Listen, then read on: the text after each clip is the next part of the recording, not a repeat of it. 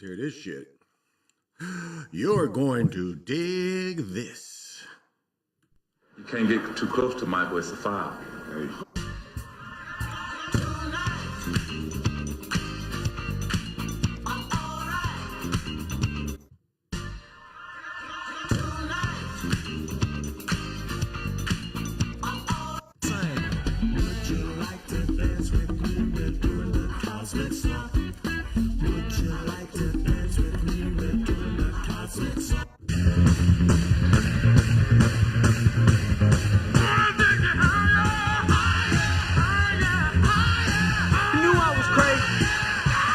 Why would you do stuff to make me act crazy, then complain about me being crazy? As I don't curse him out, and as long as I don't threaten him, I can say what I want. Am I correct? Yes, sir. We sick and tired of that nigga there. As I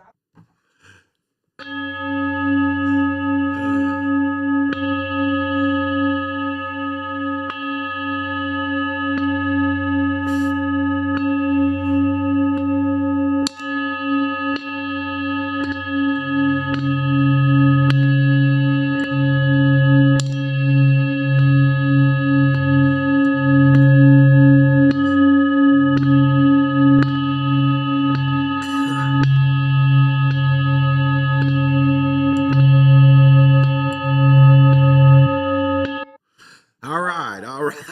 This is the Chocolate Mountain Show, and I am your host, Big Pontiac, the Time Walker. I am that one and only Galactic Daddy. I welcome each and every one of you to my galactic patio that reaches from Minnesota to the universe. Welcome G-Real, welcome Nephlin. Yeah, oh yeah, big upsets. And you know, one thing I'm guilty of is I make my predictions without looking at the injury report. Because like the Ravens, I really fell on that one because looking at the injury, I didn't look at the injury report. At that time, I didn't know if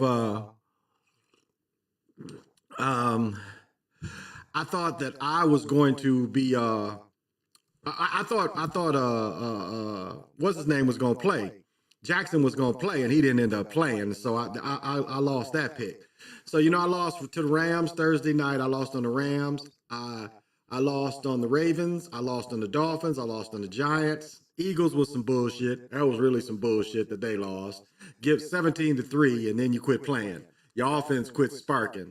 I lost on the Chargers. Buffalo was really some bullshit. It was a late hit. And it was a hit that stopped them from getting the first down, but the dude comes over and piles over the top. Remember that hit? Make no sense. And then I lost, and then I won on the Chiefs. So winning on the Chiefs, let me see. 1, 2, 3, 4, 5, 6, 7. Oh, so that leaves me, I added wrong. So I'd be 53 and 25 and 1. That leaves me at 7 and 8 this week. Because I won on the Vikings, Cowboys, Colts, Titans, Bucks, Detroit, and the Chiefs. And that puts me at 53, 25 and 1. I ended up 7 and 8 this week. 7 and 8 this week. What'd you say? I thought he was leaving, but promoting a Hennessy drink, diabolical. Just leave LeBron, let these young guys shine. SGA Wembley.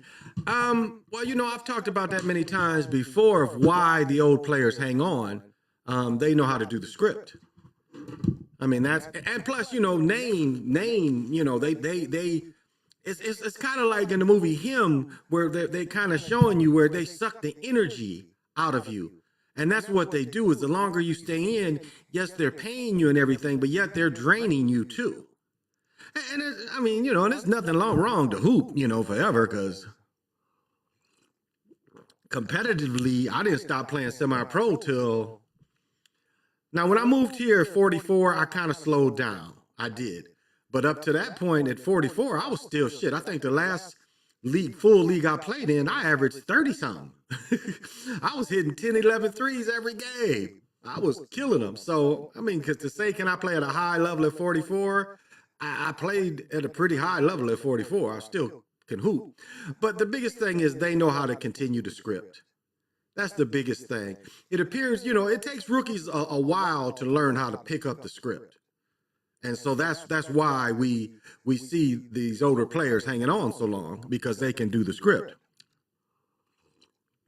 And as I said, like him kind of pointed to, they want to drain all the energy out of you too. Shaq is a prime example of that. He tears his Achilles with Boston. He bounces all around. And Shaq was like George Gervin, dudes who weren't athletic. Shaq wasn't really athletic. Was he a good basketball player? Dominant? Yes, but the thing that you had to understand about Shaq, he wasn't really athletic. And I mean, see, what happens is, if you're just a basketball player and you're not athletic, your skills erode very quickly. Now, I know, comparing George McGinnis, because again, George McGinnis was like them cats that played in the 70s and 60s. Them cats smoked cigarettes, drank a six-pack right after the game. I mean, these dudes just wasn't taking care of themselves. But that was the same gripe that Kobe had against Shaq, that he wasn't taking care of himself. And as you see him become a journeyman and his skills erode because not really being athletic, just being a basketball player and big. I mean, there's no way you can say, can you imagine Shaq trying to run the 440?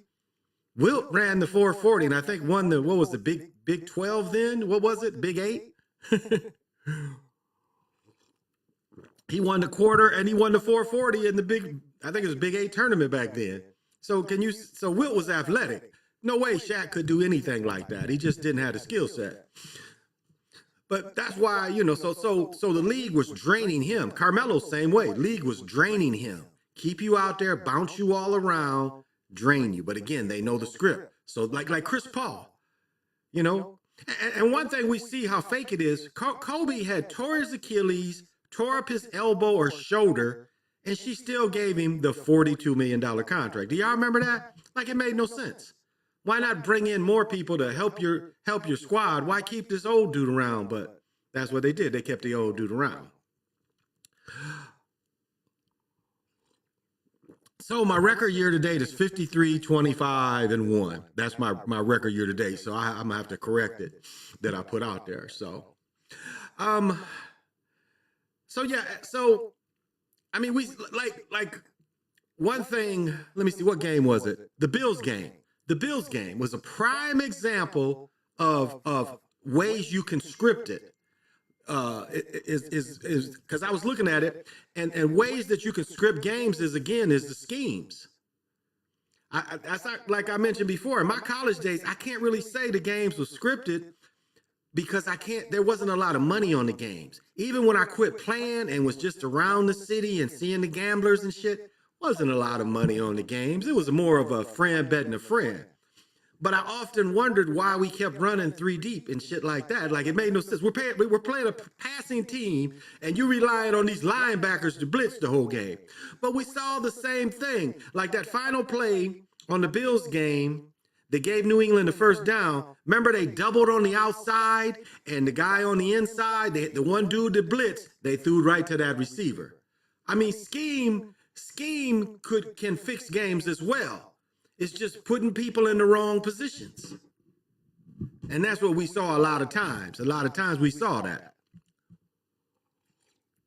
In the Buffalo and the Eagles game especially. I mean, it was like they came out and didn't even try. Didn't try to block. I think the running back only got 5 carries. Barkley, he only got 5 carries, I think, in the second half. So you tell me they was really trying. National Fixed League play with Lawrence with Chris Jones. Fixed League that played with Lawrence when Chris joined, had him. I was like, wow, it was Lawrence's birthday. So that, oh yeah, and the video I did of him trying to go over the top. Now, when you see the old pictures of Walter Payton, Sam Bam Cunningham, and Sam Bam was the best. He was the one I think Walter Payton even got it from. Because Sam was, you talking about a cat about 6'3", but 250, just vaulting over the top when he played at USC. And that's what you have to do. You have to go up high and then over, not just straight where all the hands is.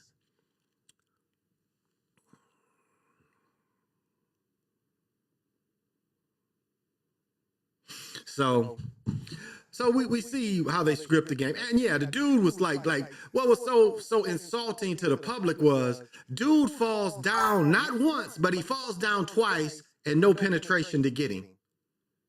Now, what game does that normally happen where a dude can fall down 2 times and nobody gets him? Nobody gets him. He falls down twice and he can get up and run in the end zone. So you tell me that that's just not theater. That made no sense. Ah, that made no sense at all. Oh no, the Chiefs lost. So no, the Chiefs lost. I'm wrong. So the Chiefs lost. I did not win the Chiefs. Yeah, the Chiefs lost. I'm sorry about that. So I did end up 6-8. That's right, Chiefs lost. So that's wrong. Yeah, the Chiefs end up losing. And so, you know, like one thing I said about the Chiefs is Pat Mahomes fatigue. People was tired of seeing him. You know, and Pat took Kelsey out of the State Farm commercials. He put that lineman in there. You know, so spreading that bread around. So yeah, I'm 52-25. Yeah, 52-25. So 51% maybe. So one thing, let me bring this up. Well, I can stay on the football thing a little longer. Yeah, so watch schemes. Again, like holding is one thing they're taught now. They are taught in practice to hold. I mean, it's no way that you see this technique so often that they're not practicing it. Because again, like they say, there's holding on every play. I mean, people forget there's a free blocking zone. I don't think the rules have changed where the free blocking zone, you can do it, you can clip, you can do everything but hold in the free blocking zone. I mean, what is the old trap play? You know, you blindsiding somebody in the hole. Defender thinks there's an opening and boom, here comes the dude to blindside you. So, but you can even clip. You can not hit a dude in the back in the free blocking zone, which goes basically from tackle to tackle. But you can't hold. You can't hold. But we see, but with DBs definitely are taught to hold. The techniques that they're using, they're doing it too often to say that that's just they're holding on this play. No, they're practicing that. And I've been really like peeping that out the last 2-3 years. And it seems evident that they're practicing holding in practice. Because a lot of times they get away with it. Grabbing jerseys, you know, arm wrapped around before the ball comes. So we see, you know, we see these techniques. And so if you pay attention and you study the game, you're like, yeah, that's something that they're doing. That's something that they've got to be practicing because they do it so often. So it has to be part of their practice to put their hands on them.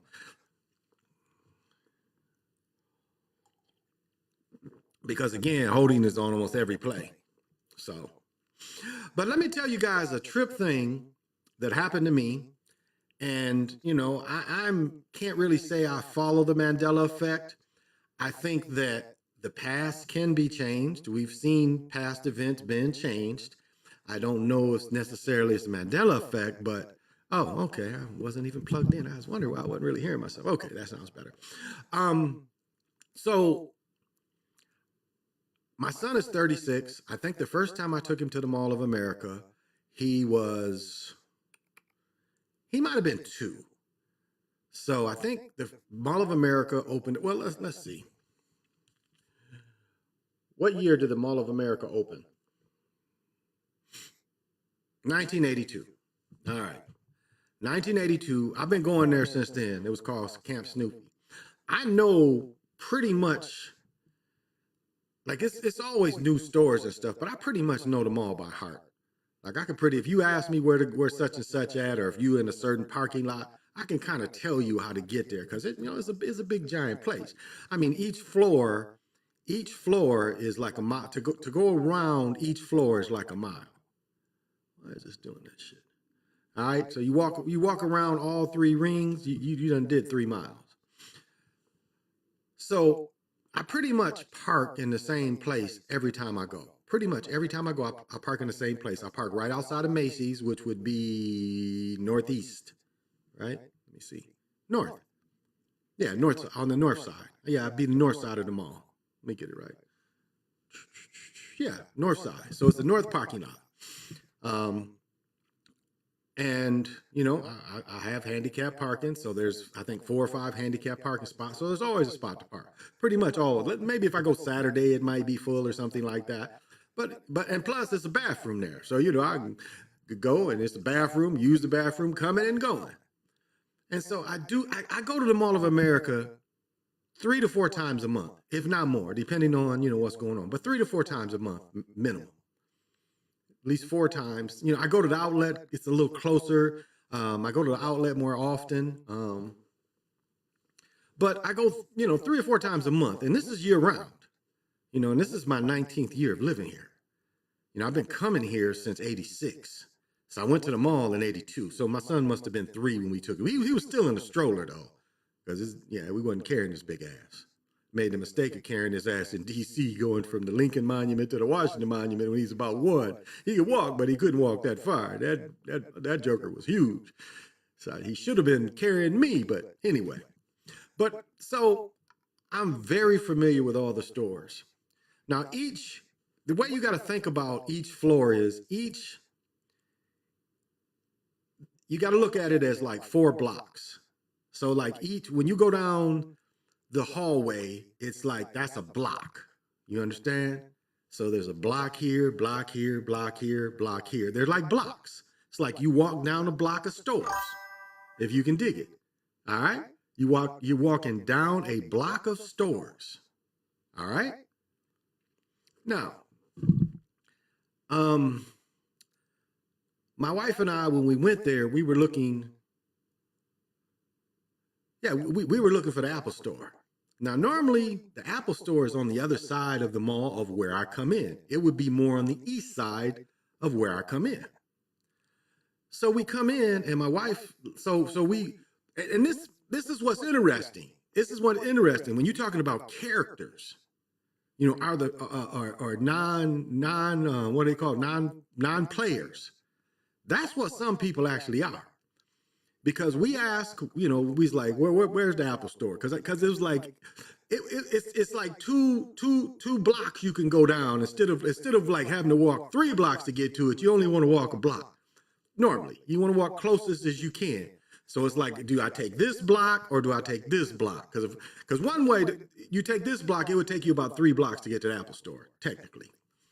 So the guy, you know, he's like, oh no, just go around there. I'm like, I'm thinking about, what are you talking about? I'm like, it's no way it's around here. Now, as I say, when I go into Macy's, I come out. I pretty much come out when I come into the mall from Macy's. It's where the jury is, and when I'm leaving Macy's, it's where all the cosmetics and colognes, all the cosmetics and colognes. When I'm coming out, that's where I come out. That door right there. It's an Athletica right there. And then it's Crocs. And then it's, I don't know if you're hip to the women's store Garage. This is what's usually on my left. All right? So, as I said, I spoke to a salesman. He was saying the Apple Store was right down there. And to kind of break this haul down, there's a Canadian Goose. There's a Lululemon on the corner, and there was the Apple Store on my left. Now, let me backtrack. When I usually go to this mall, I always go to the left, because to the left is Carhartt, and then if I go to the second block, it's Lids. All right, Journeys is right in there too. Carhartt, it's like that's what I usually go. I look in Carhartt to see if there's anything new. Then I walk around to go into, it's like 3 Lids out there. I go to the first floor Lids. All right. Well, this time when I go in there, where the Carhartt should be on block 1 was the Apple block, the block that Apple was on. Even my wife kept saying, I'm so disorientated. She's like, she couldn't figure out what was wrong. And I'm looking like, this ain't supposed to be like this. They literally like Rubik cubed this place. I'm telling you, they Rubik cubed this place where block, I think normally Apple Store would be block 3. It was block 1 with Lululemon, Outriggers, and they turned where Carhartt is into block 3.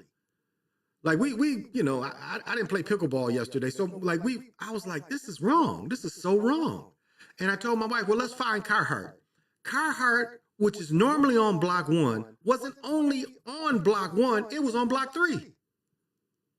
It was almost like the Apple block and where Carhartt, Journey, the old Sears. Now the old Sears part, because Sears still owns 3 floors in the Mall of America, because they had a 100-year lease for like $100.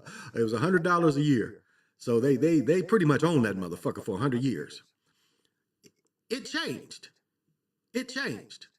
It completely changed. I never have I walked and Apple is right there. As soon as I come in, Apple is right there to my left. I mean, go past Crocs, and it's like they kept the Crocs. Alpina, is that the new clothing brand? Is it Alpina? Because it's a newer store that's there, but then there was Apple, Lululemon, and it's like they Rubik cubed the place. They switched these stores around because Carhartt has always been in it's like the first real store that I want to go to is a quick walk. It's a quick walk when I come in. Like if I just know I'm going to get Carhartt, boom, just one block, boom. There it is. It's in the 7th or 8th store on my right, which would be probably east. And so I can't explain it. I mean, I know this mall. Like the upstairs didn't really change. Because I know like to go to the Nike store, I just go upstairs and I go to my left, which would be like northeast. No. It would be let's see. Nike store. No, it'd probably be still considered north. I think Nike store is still north. But you got to go up to the second level, first block, Nike. Second block would be JD Sports. Because you got Nike, you got Under Armour, you got the NBA store. They're all together. And then you go to the second block, you got JD Sports.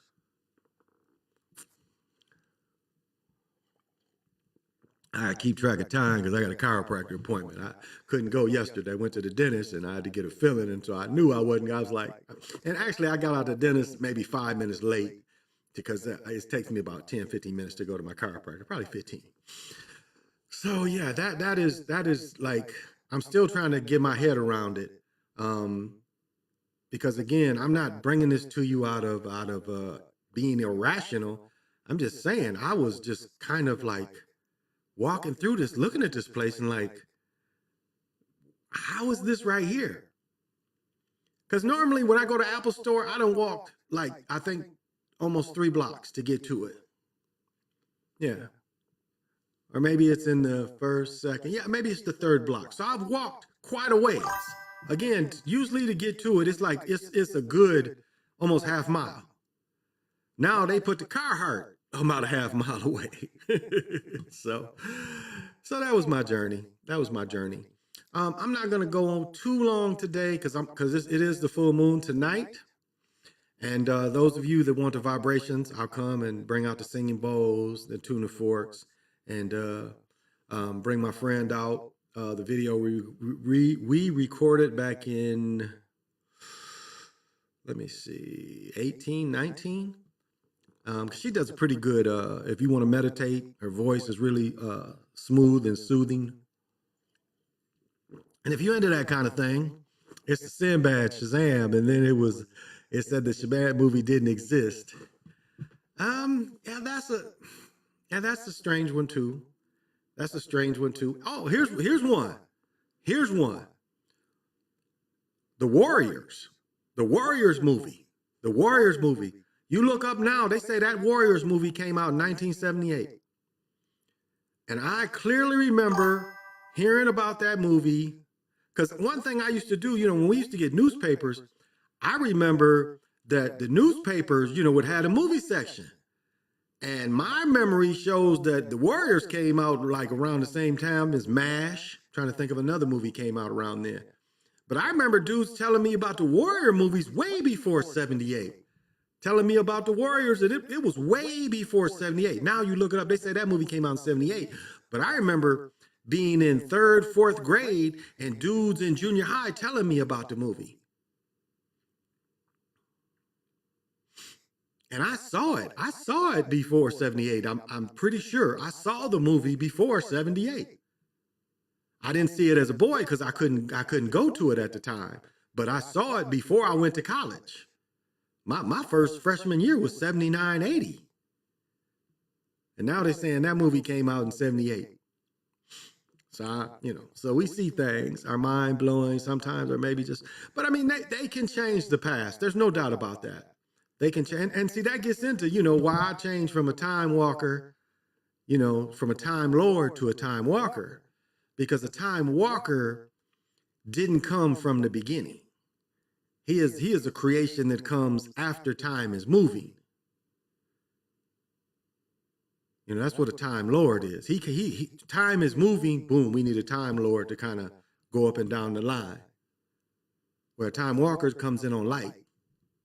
It uses light like the Silver Surfer. You ride on light because you come from the source, from the beginning. So they definitely, can do things that change. Monopoly Man had the eyeglass on, and the fruit of balloon, the fruit of balloon, fruit of the loom, fruit of balloon, fruit of balloon, fruit of the loom. Also, did it have the corcodia? Did it have that or not? So we know that it can change the past. And I think like the things that G Real mentioned is, I think these were little crumbs that they wanted to give people because people could start having doubt. Well, maybe I don't remember it quite right. And of course, as you get older, some of the things they do change, but not drastically is what I went through, just went through. They don't change that drastically where I'm like, yeah, this was never like this. and I even got to thinking, like, where Lululemon is, there's an exit ramp, there's a ramp, there's ramps all around, but you've got to go to that would be the northeast ramp. No, maybe quiet, but I mean, you have to go near the hotel. You are outside of one of the hotels when you try to go into Lululemon. It was busy one day, so we had to park way over there. And I'm telling you, it is like on the other side, not Macy's side. It's completely on the other side by Nordstrom's to come in through Lululemon, because it's an entrance and exit there where you can park in the ramp. You come in right there. So you're telling me that ramp is not on the first block. That ramp is like on the second or third block. So that's another way to say, yeah, there's something fishy going on. But yeah, they can change the past. There's no doubt about that. They can change the past. And then, like if you really look at it, there's several kind of thoughts and several kind of practices that people look at is, are we on reality on top of reality on top of reality on top of reality? Is everything going on at once? It's like you go to the Battle of Little Bighorn, is it still going on right now? Under the guise of energy never dies. Is that battle being refought? Same at Gettysburg, and you get to see them spooks and them ghouls and shit.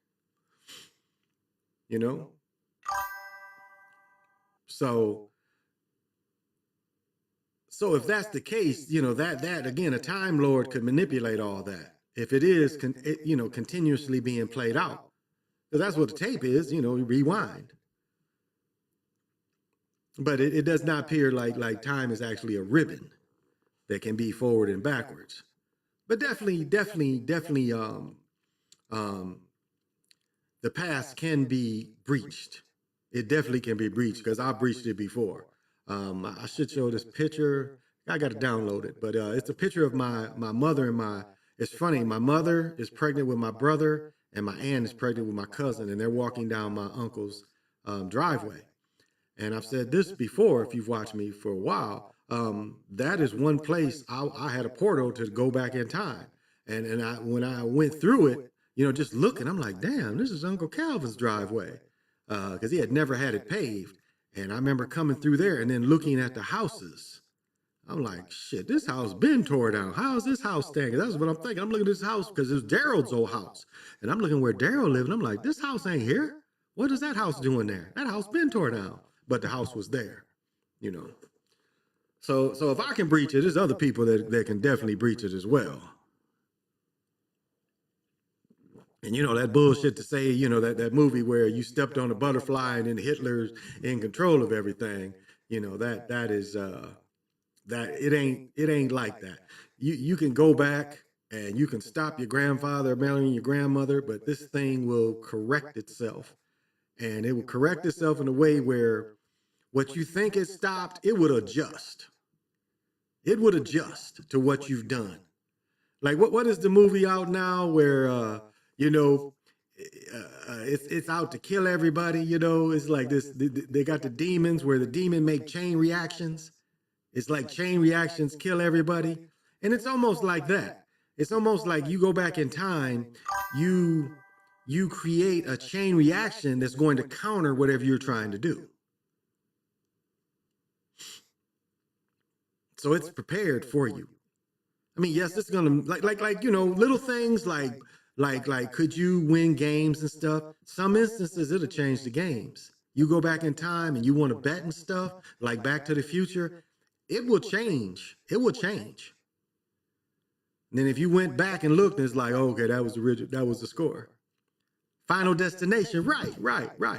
That's what happens a lot of times if you're able to breach the timeline and you think you can change a world event. It will do like the demon does in the Final Destination. It'll start doing, you know, chains of events to counter whatever you're doing. That's why it's best not to really try to change anything. Yeah, thank you. Hey, what's up, Hang Hand? What's up? So that's you know, it would counter you. So if you think you can change it, again, even a game or a big fight or something, if you think you're gonna make a lick, it could counter you. Now, a lot of times it don't care about that kind of stuff. If you go back and you quietly play the stock market, you quietly bet on sports, a lot of times it'll let you do that kind of thing. Now, will it let you amass that wealth to make a big change? Not usually. Then the counters start coming in and it will stop you from changing it too dramatically. But if you just go back and be humble and, you know, if you want to stay in that period, you just want to have a comfortable life when you went back and then maybe transfer some money to the future, put some money where your future self could come back and get it, it's not going to really fuck with you that much. But if you try to go back and get the King Tut mask and all that kind of gold, the Final Fantasy stuff will start coming back. Back to the Future was telling us the whole time when Biff met his old self and realized the Almanac book predicted the outcome. Oh, and you know, remember, don't forget the burning of America was also showed by Biff when Biff becomes president. And a lot of people are saying that's how they forecast what we see with Trump. That the destruction of America comes through the Biff. Comes through the Biff character, the destruction of America. That he got all this wealth, but getting all this wealth came with the destructing. You know, so and that's, you know, it's like, I don't want to say too much, but I'm gonna say this. Okay, during the Vietnam War, one big tale that the Viet Cong or the North Vietnamese regulars, that they knew the Americans was coming by hearing the helicopters. Helicopters ain't quiet. The technology hasn't changed that much where they're quiet. Let me say this again. In Vietnam, the way the Vietnamese and the Viet Cong and the North Vietnamese army knew the Americans was coming, they would hear them choppers. So you're telling me in a city like Chicago, no one was up to say, hey, I hear helicopters. And not those type of helicopters that's dropping off troops to repel. Those, you know, that, now I know, you know, it's two major airports in Chicago. I know that. But still, to hear a chopper coming and no one woke up? And then people repelling down? People rappelling down. So if you know they're coming and you see them repelling, somewhere in there, that's a risk. That's what I'm going to say. Somewhere there, there's a risk. So people need to wake up, pay attention to their surroundings. Because how does that happen? And wakes everybody up. So the helicopter didn't wake everybody up. It wasn't until they banging in, kicking in your door, you woke up. Let me repeat myself. In Vietnam, when they knew the Americans was coming, they heard them helicopters. That's a tell. You hearing helicopters, you know something's going on, especially you seeing them Black Hawks. What did we see in Black Hawk Down? What did we see? Soon as them Black Hawks hit the air, them mugs was on the phone. Them Somalians was on the phone. They had a young boy, all his job was to watch the airbase and let them know when them helicopters was flying. That was his job. And soon as the first one hit, call here. Call the next person. They coming. Prepare, they coming.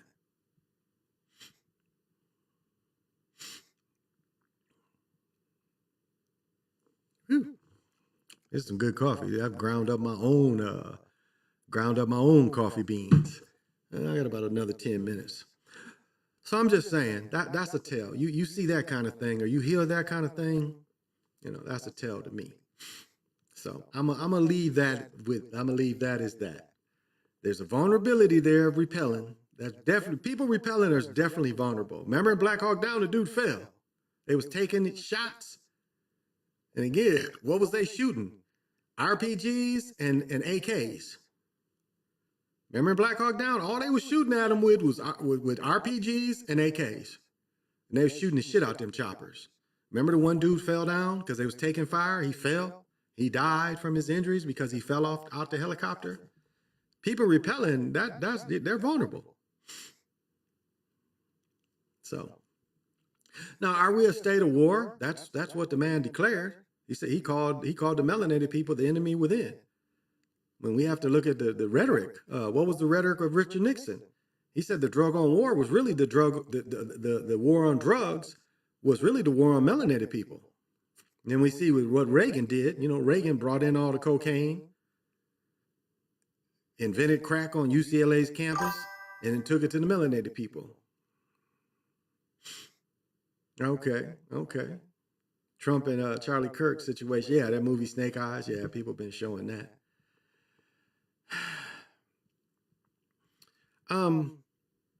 So, we understand the rhetoric.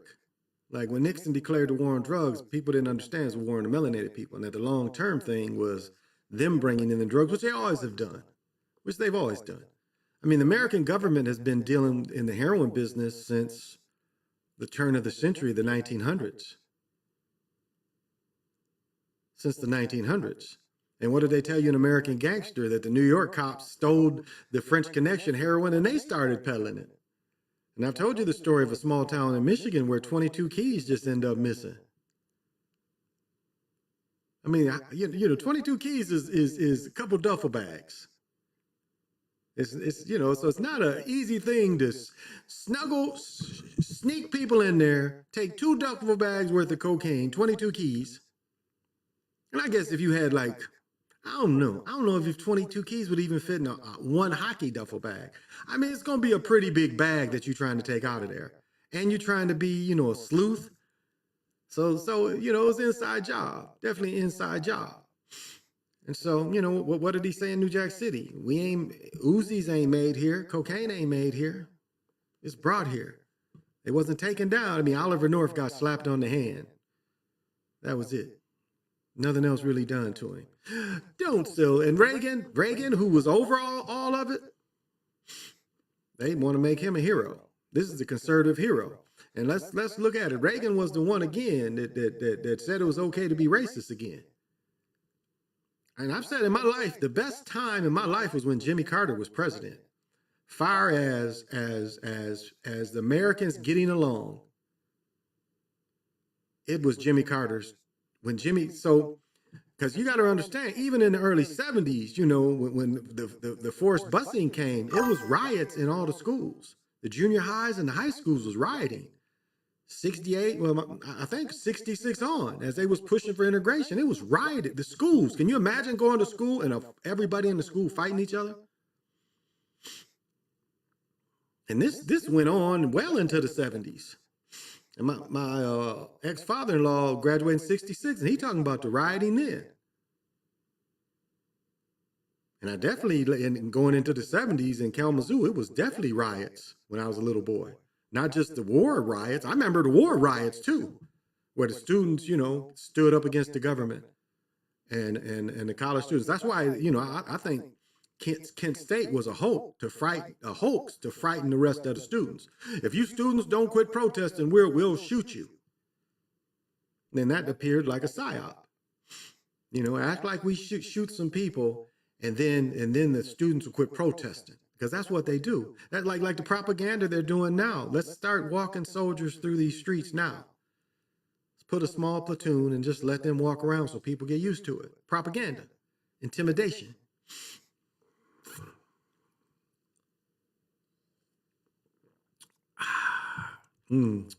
Nothing like grinding your own beans up and drinking coffee. So, I got a few more minutes to go.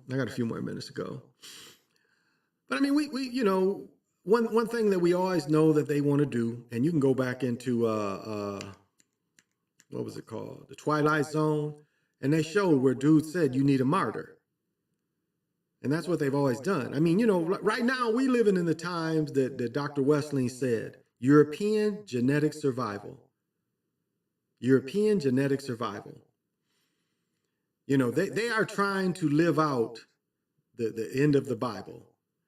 What is it? No, they're trying to live out the end of the Bible, the end of the days. They're trying to have Israel against everybody over there, with Americans being in their pocket and right behind them. They want war with everybody, but they want multiple front wars. As I said before, I'm surprised Taiwan hasn't been taken, because that's going to, and it's going to be interesting to see if Israel gets attacked by multiple countries and then Taiwan is taken. What is America going to do? Again, that would be the smart play, to make them fight on two fronts. And then Putin go into Poland. That would give them three fronts that they're going to have to protect. And we know that, you know, has NATO won a war? NATO didn't win Korea. They fought to a stalemate. Now say we didn't lose Vietnam. We accomplished everything we went to Vietnam to accomplish. We did not in Korea. Well, technically, we stopped the North Koreans from taking the South Koreans. You can look at it, was that the point of the war? Some people would say that's the point of the war. What's my appointment? Is it 2:15? I think it's at 2:15. Let's see. Keep time. Yeah, 2:15. So I got a little while to go. And so that would really make the world interesting. And what would America do? Because if multi-states attacked Israel, and we saw very, very quickly that Israel ran out of the Iron Dome very quickly. And that's you know, millions of dollars worth of bombs. You know, bombs ain't cheap. What did they say? Them blockbusters that they dropped on Iraq, them was what, $500,000 bombs a piece? And counting the fuel to fly the planes in, to refuel them. Not cheap. None of that stuff is cheap. But to me, on the world stage, that to me would see the move. Taiwan attack China, attack Taiwan. All the countries around Israel attack them. Russia attack Poland. And that would spread America apart. And internally, see, that's the other thing, is internally. I mean, that's why they went so hard after the protesters, because public opinion has been swaying against them peoples. So that's why they went after the protesters at first in the colleges, because they know the power of the students. I mean, again, when we saw Floyd, the young were the ones that was out there in the streets. the 15 to 20-year-olds. That was the majority of people that overwhelmed the police. And people forget, it's like the National Guard is not an instant unit. It damn near took them 8 to 10 days to get everybody together and get all the equipment. Now, are they keeping the National Guard ready now? Because normally these dudes, every third week, they train for the weekend? And then 6 weeks maybe in the summer? Something like that. So a lot of times if the unit ain't called up, it takes a while for the unit to get together. And not only to come in, everybody be able to get the equipment and move the equipment. So it's not like the National Guard is a ready response unit, because it's not. That's why they call them weekend warriors. These dudes is only in the Army on the weekends. Like when I went to the police academy during the Iraq first part of Iraq, George H. A lot of the cats was in the Guard that I was going to the academy with, and they was worried they was about to be called up to go to Iraq. And the police academy had just started. These dudes didn't think they was going to be able to finish because they was worried about getting called up. So it's not like they just are always ready, because the Guard is not always ready. So, but yeah, I mean, it's European genetic survival is what all this is about. Now, what did they do after Reconstruction? They saw that European genetic survival was going to come to an end back then. So what did they turn to? The only thing that these dudes know how to do is violence. Violence. Well, what did H. Rap Brown say? Violence in America is like apple pie. It is part of America. They let this dude go around the country giving false figures, but feeding European genetic survival. That's what he was feeding. Pretty much saying these lies about the statistics. And we know, Europeans are the most violent people in America. The most rapists, the most murderers, by far. And the most poor. Europeans are the poorest in America too. I mean, I told the story. I used to have a contract with the food stamp. No, it wasn't even the food stamp. It was a state building. It had to be food stamps. It had to be a state building, and it blew my mind because I had never been on welfare or anything. I'd never seen it up close. So when I had to work in the and I had people work in the welfare office, I had security in there. And it was some days, we would rotate. Every hour, people rotated. So if I came in, I would let them rotate too, So I would sit there, and it amazed me. It amazed me the amount of Europeans I saw. I never knew. And this is back 88, 89, I think. Dr. Sitter, you started without me and my bitches. That's funny. And so it amazed me, it was something like 100 to 10. I would see 100 Europeans to 10 melanated people. I mean, daily. We had that contract for about, I think it was only a year contract, maybe 2 years. And it just really amazed me the amount of poor European people that came in there day in and day out. I was truly amazed. I was like, wow. When I'm watching Reagan and he talking about, welfare queen, which they set up. And to see the hard numbers every day, because they had to sign up. Like people came in back then in that system, they had to come and write their names to get called. So I got this list. And I would put little dots to try to count, the comparison to Europeans to melanated. And it wasn't close. It wasn't close. It was days where no melanated people would even come in there. It was just all Europeans coming into welfare.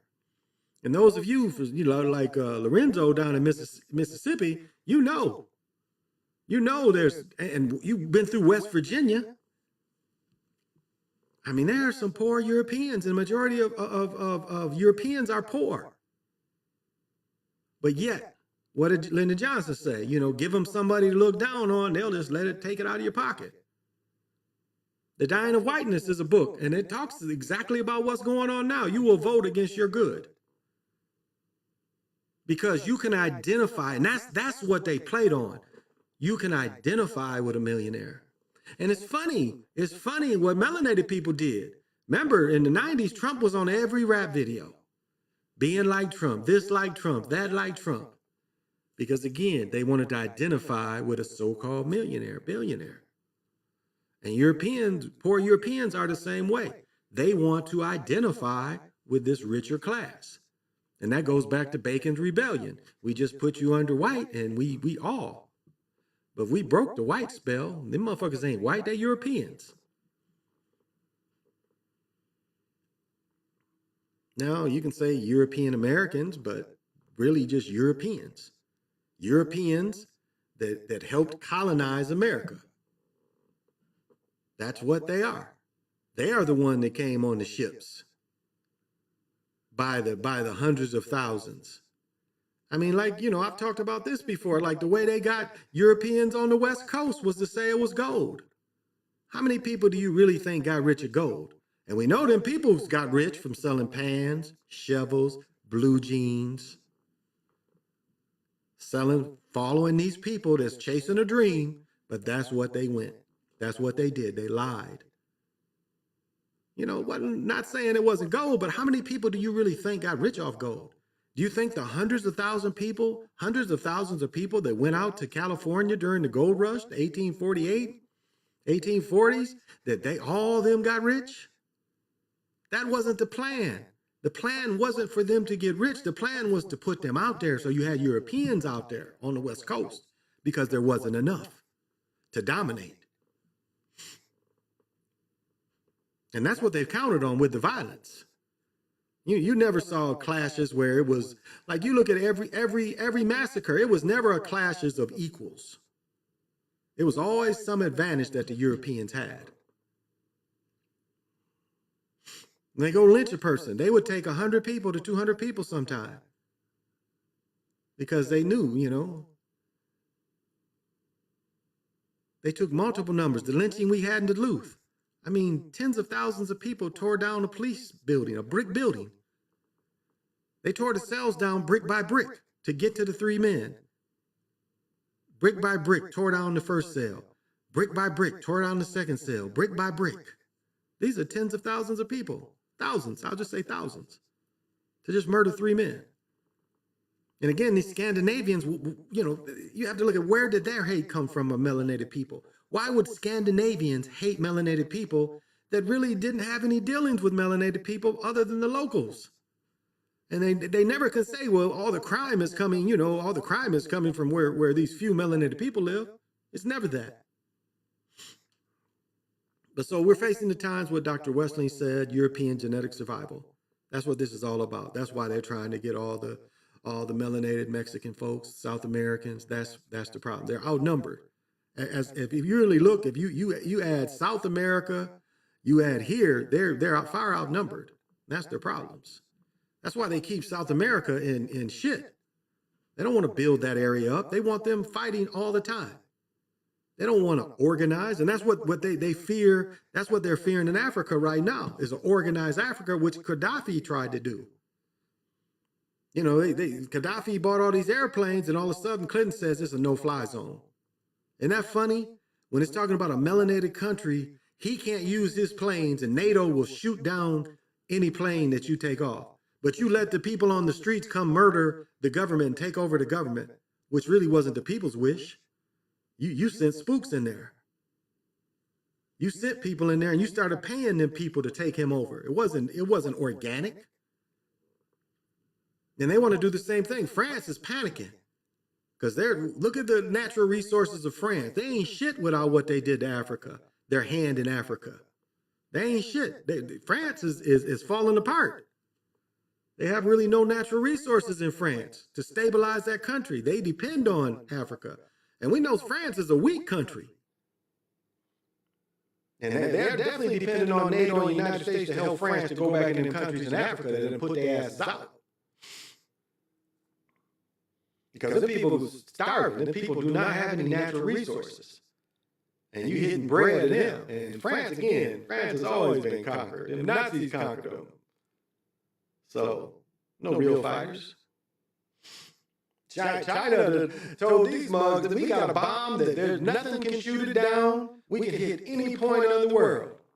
That's what they came up and said. They like, you ain't got nothing to shoot this motherfucker down. He said, matter of fact, this thing's gonna have multiple warheads and a hydrogen bomb all mixed in one. And you guys cannot shoot this down. Your Iron Dome won't shoot this down. We can launch this motherfucker anywhere, hit whatever we want to hit. You ain't seen them talk shit about that, have you? I mean, isn't it funny? Like you see the Chinese and the Russian parades and everybody's in step and, proud. You saw this shit here, motherfucker walking down the street with a drone. I mean, it was stupider than stupider. Instead of having the drones flying and stuff, this nigga's holding a drone. Look what we got. There's no togetherness. You saw them generals. Y'all saw them generals, the way they was looking at him. They wasn't clapping for him. They're taught to be, I'm old man, but they're taught not to have emotions. Now, these people are very rigid and very strict. They're taught to be emotionless. So that was why they wasn't cheering and clapping and shit. That's not how they're taught. Discipline, that's the word I'm looking for. Discipline. These people are very disciplined. That's why they wasn't cheering and hooping and hollering. These people are serious people. These are the serious killers, or the commanders of killers, that understand that these leaders are 3-4 years and it's changing. They understand this. They try to stay neutral as possible because they know the game. They know it always changes. It's short periods. So, well, hour is all I really had time for. But again, if you guys want to get some of this moon energy, I'm gonna be back tonight and do the full moon thing. I'm gonna put I forget her name, but I'll put her up. And if you want to, get some meditation, some positive energy, because I ain't feeding on nobody. Well, let me say this: the witch that used to fuck with me is back. And again, I know her signature when she's trying to, and it's like, it's not even fucking with me. It's just irritating, It's like, you got this witch and she just does irritating shit. And I know it's her because, it's like, she'll start popping up on the shorts and shit. It's like, wait a minute, I'm not friends. Well, maybe I'm friends with her. I'm not sure. But it's like, I'm like, why are you popping up? And I see her signature that I know is her. So why? Honey, why? Like, why? Why me? Why me? But that's okay. That's okay. It's more of an irritating than a real thing. So, this has been the Chocolate Mountain Show. I am your humble host, Big Pontiac. If you want to get the full moon